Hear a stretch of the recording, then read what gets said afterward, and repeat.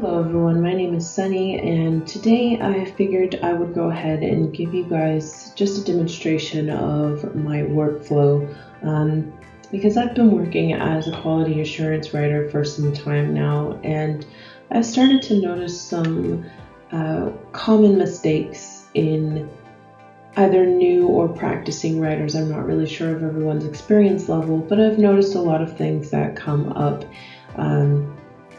that tend to send articles back send them into revision status, or things of that nature, asking for nitpicks and all that kind of stuff. So I just figured I would give you guys some pointers on, as clients, what you can expect would be a healthy, productive, strong, reliable workflow from your content writer, or as an up-and-coming content writer, kind of some pointers on what you could do to improve your workflow. Whether you're doing things per word or per hour, it doesn't matter. These are some suggestions that I think would help you out. Now, just as a disclaimer, I understand that everybody has a different style of doing things. Not everybody will be writing at the same level or in the same tone or perspective that I write, and that's completely fine. These suggestions are based on my personal experience, my professional experience as a content writer, and also as a quality assurance writer. These are things that I believe could really help improve your efficiency, your quality, and also really help maximize your time.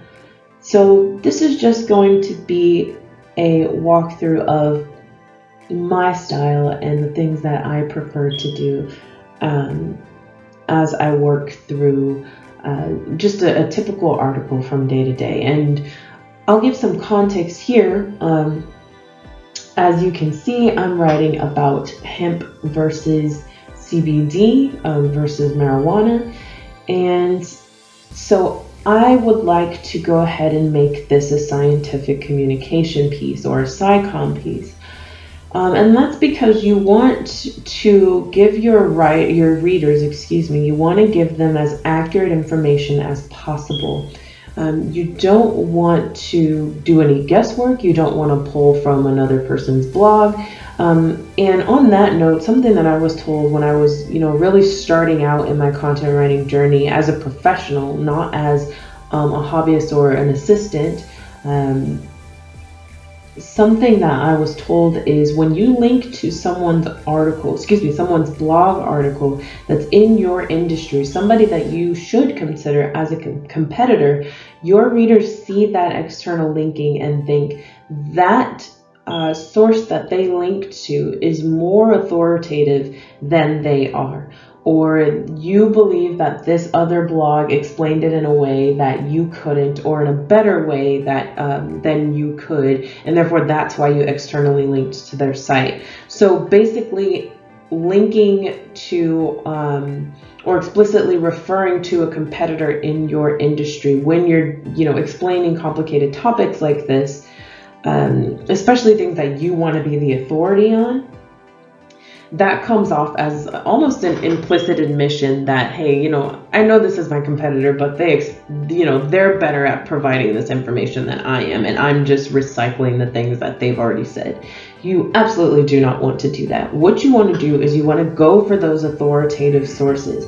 That's why you're going to be looking up .edu, .org, and .gov URLs. As you can see here, I've got a cabby.org website pulled up, web page, and that's because they're one of the most authoritative sources on this topic. And they are, a lot of their content is peer reviewed, a lot of it is based directly on research, a lot of it is research. So you want to basically give your clients, and I'm speaking to the content writers here, you want to give your clients content that is based on irrefutable information that has already been vetted by experts, and that is already might be a little bit difficult for your readers to access, or just be maybe unappealing for your readers to access. Not everybody wants to go and read scientific research articles when they have a question about CBD and hemp. Sometimes they want to just read something that's easily understandable on a blog page that they already like. And so you want to be the one that shuttles that information to them, really. You're a vessel in this situation.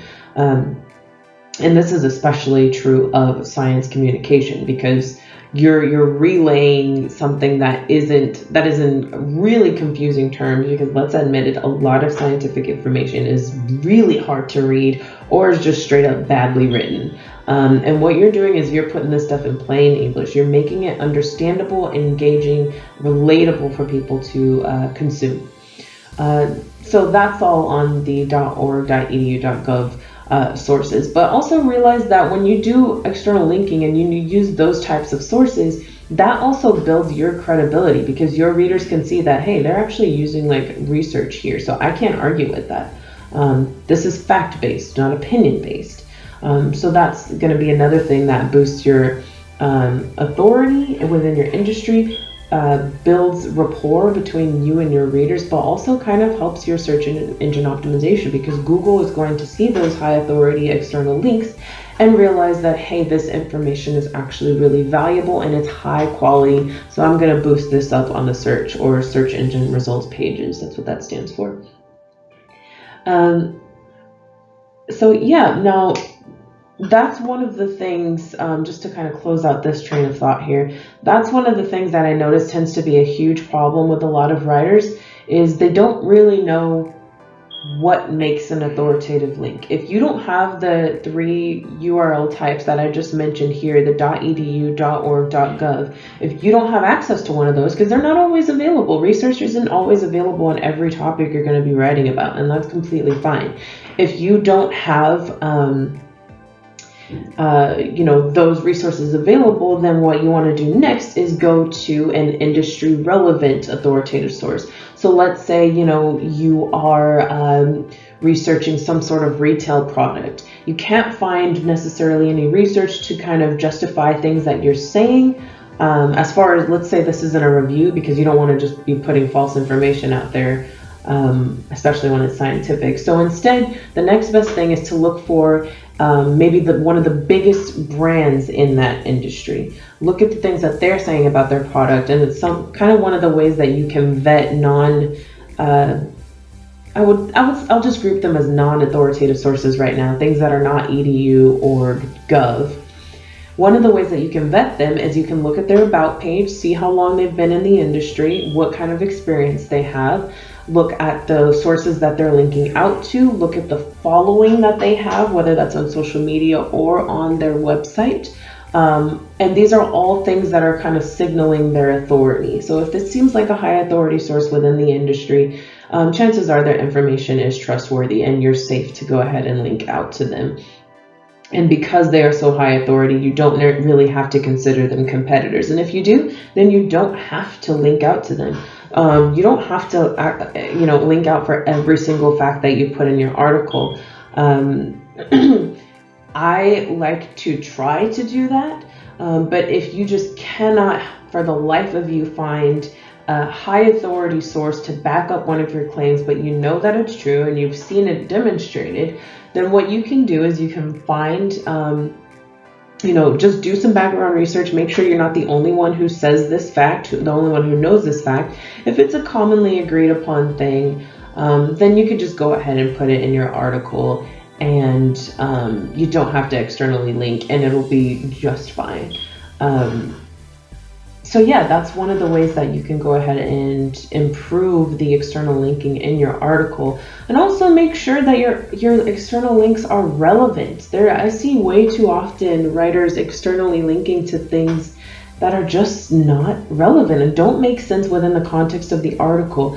When you choose a hyperlink, one of the best things to do is think about how you would interpret that external link when you're reading through the article. So let's say that you you're reading this sentence here. Marijuana is another form of the cannabis plant. Its legal definition hinges on the fact that it is more than 0.3% of THC. Now here I linked to the government definition of marijuana versus hemp, and that resource that I linked to specifically said 0.3% THC. As a reader, when I click on that link, I'm expecting to be taken directly to the source that said that exact fact and gives a little bit of context to that fact. I don't want to link to a freaking article, maybe like a product page saying, this is a high concentration of THC for this specific brand or this specific strain of cannabis flower. You can do that if you're linking to a store page on your website, but if you just link to a random brand that's advertising a cannabis strain that has more than 0.3% THC, then it's not valuable. It doesn't add anything to the piece, and it doesn't make sense for you to include that link, especially if it's not a .edu, .org, .gov URL. So just keep that in mind when you're adding your hyperlinks in your article. They need to make sense for the context of what you're talking about, and they need to add to the level of authority that you're trying to carve out for yourself within your digital space online. Now, let's go ahead and look at these headings. Let's look at the formatting that I'm doing here. On the right-hand side, you're going to go ahead, I can't speak, and look at my Word document here. None of my paragraphs are exceeding 4 visual lines. This is really important to readability, and it's really important to how comfortable your readers are when they're looking at your article. If you do anything more than 4 lines, in my opinion, and for many clients as well, it's going to dramatically read down that readability, and it's going to make it really intimidating to look at, uncomfortable to look at, and your readers are just not going to like it. And it's going to discourage them from, going through your entire web page, and that's going to drive up your bounce rate, and it's just not going to be good. Let's compare it to the one on the left. Now look at all of that just wall of text on the left. It looks uncomfortable. It's not easy on the eyes. It looks intimidating, especially because it's a scientific topic. I would much rather, as a reader, go ahead and consume the content on the right because it's more easily skimmed. And that's something that you need to keep in mind, is you're really tailoring your content to the skimmers.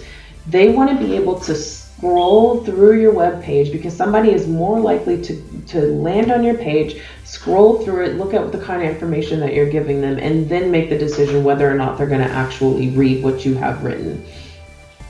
So you want to cater to the people that are scrolling through. Make those headers as engaging as possible, as inviting as possible, but also to the point that they make sense within the article, that it kind of gives them a reliable flow, how this article is going to go, and what experience, what journey you're going to take them on with each different section. I want to point out too that I have that bullet point list there. That is important to break up that text, and once again makes it easier on the eyes, easier to skim, and that really helps you to maximize that white space, which is the white background behind the text. You don't want to have that really long block of text that's going to be hard for your readers to experience. And also their eyes might get lost. I know that sounds a little bit silly, but that's the best way for me to describe it. When you feel like you have to read a sentence over and over and over again because you're losing your train of thought, or you're also losing your place in the paragraph because it's so hard to follow. So putting things in like these different sizes of headers, and also these different bullet lists makes it much easier for your readers to experience. Now you can be moderate in the way that you use bolding.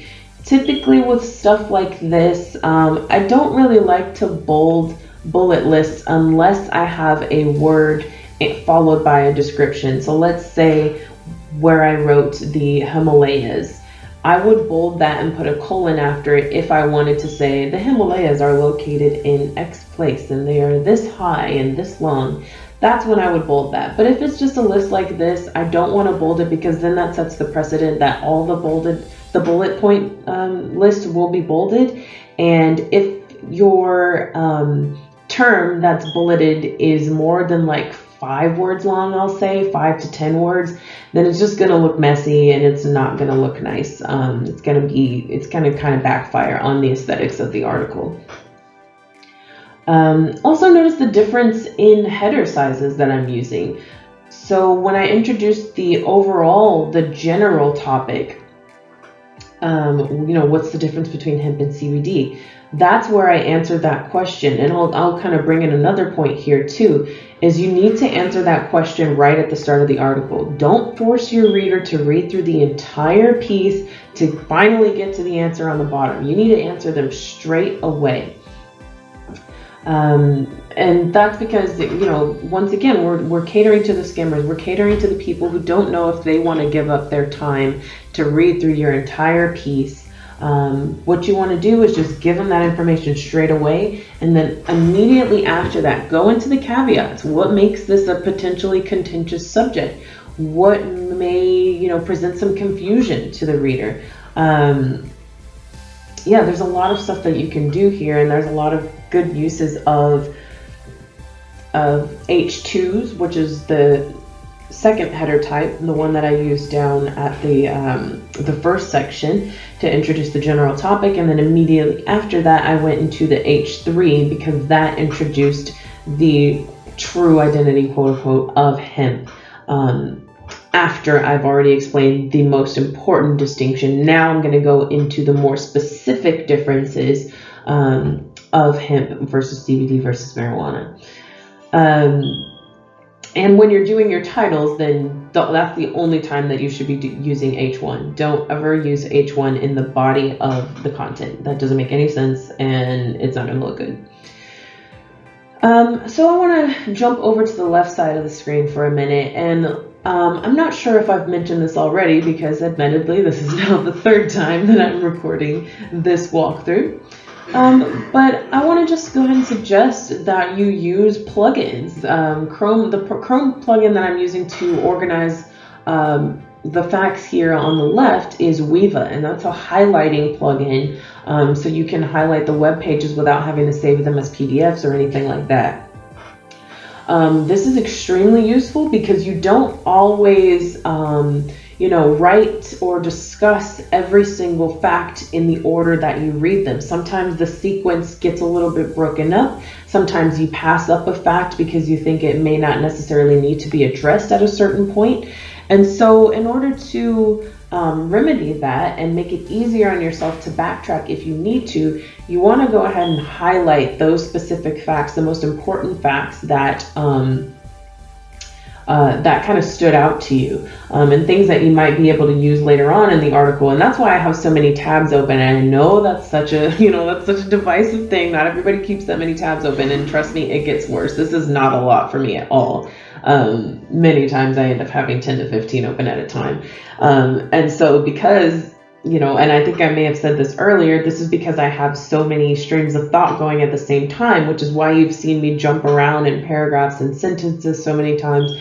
I tend to have multiple streams of thought as I write. And so I need to interrupt myself and open a new tab, look at that information, highlight that information. So when I come back to it later, I'll be able to go straight to it, and I won't have to comb through the entire web page and look for that fact again. So I really suggest that you use something like Weeva there. You'll also see my Keywords Everywhere plugin, which is directly to the right of the colorful W. I would definitely suggest using that as well. That's a great source of data for keywords. You'll get the search volume per month. You'll get the CPC, which is the cost per click. If you're going to be using it in Google ad campaigns, you get the competition level to see if maybe you should look for a variant of the keyword so you don't have to compete so heavily for it, especially if you don't have the budget in ad campaigns, or if you don't think that you can optimize it, as well as some of your competitors. let's see, what else can we cover here?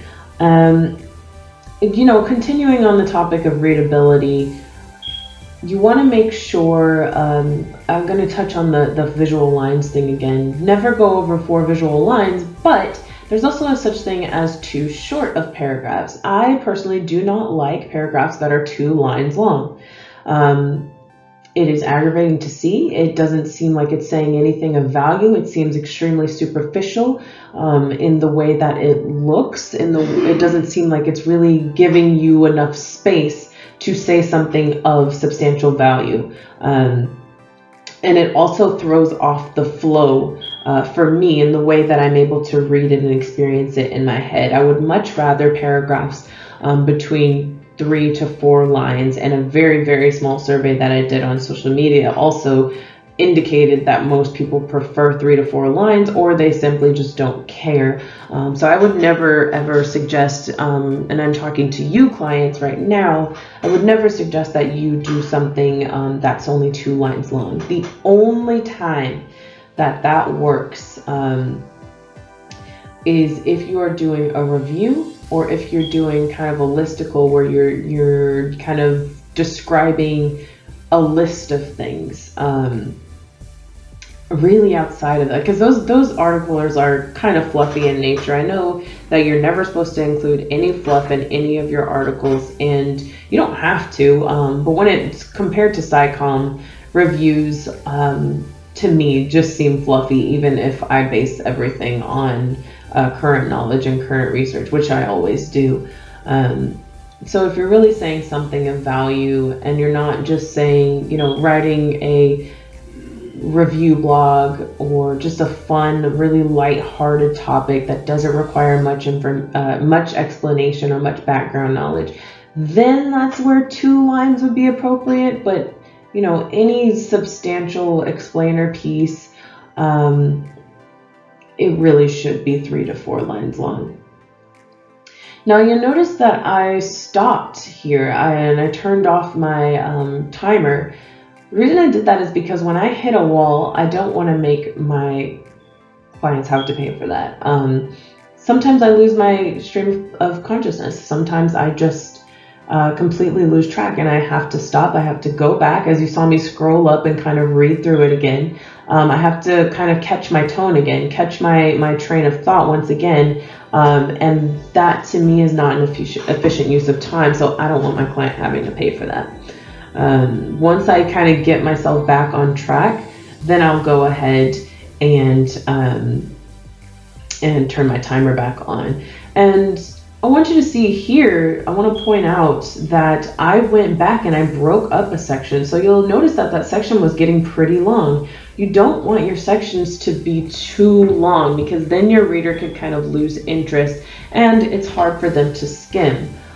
So you want to kind of break up your sections just periodically, and they should all aesthetically kind of look around the same size, have sort of the same dimensions, meaning the same number of paragraphs. You want to get a pattern going with the way that you introduce bullet lists, if possible. That's not always going to happen. Didn't really happen in this article.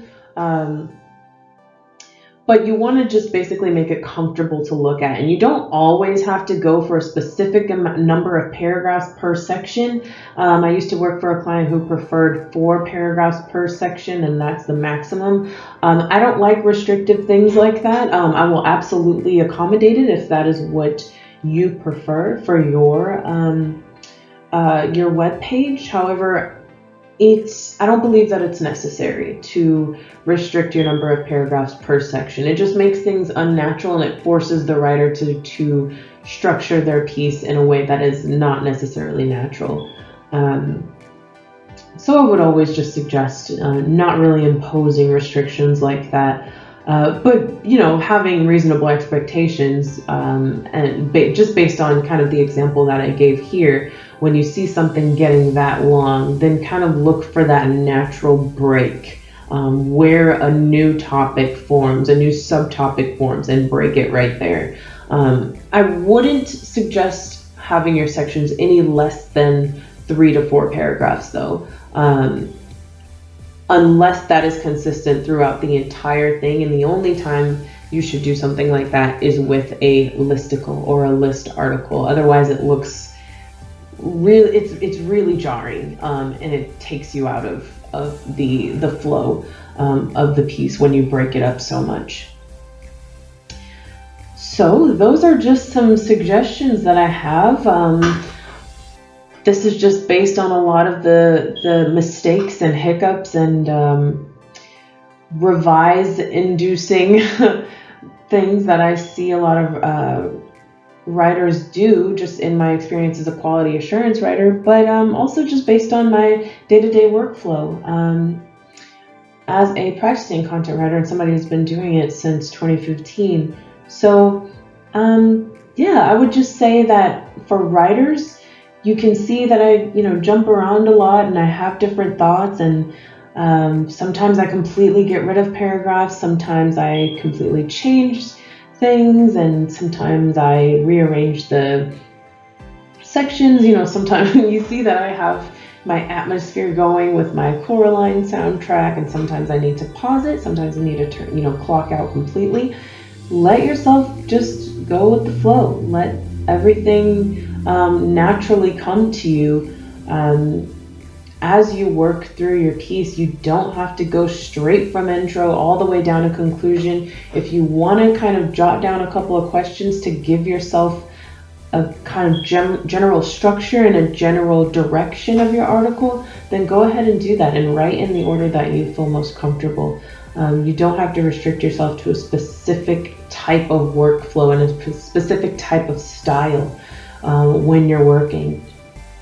And for clients, I would just say that I hope that this gave you some insight into what your content writers are doing when they are creating your pieces. It is one of the hardest jobs, I think, when it comes to just public communication. I don't think people really understand what goes into it and how challenging this really is. So I hope this gives you just a new appreciation for what your content writers are doing. And if you need content writing help, please feel free to reach out. You can go ahead and go to the Buy Content page on this website on Black Flower Writing Services, and go ahead and see the different things that I offer. I start at about 4.5 cents per word in plain English. I'm not sure why I said it like that. But then it goes up to just a little bit less than 8 cents per word, depending on what you want, depending on what reading level you need. As far as grades, I will do from, I believe it's 6th grade is the lowest that I will go, up to a college reading level, and that depends on the package that you've chosen. Also, I will go ahead and give you a certain amount of hyperlinks. I'll give you some SEO perks. Again, that depends on the type of package that you have chosen.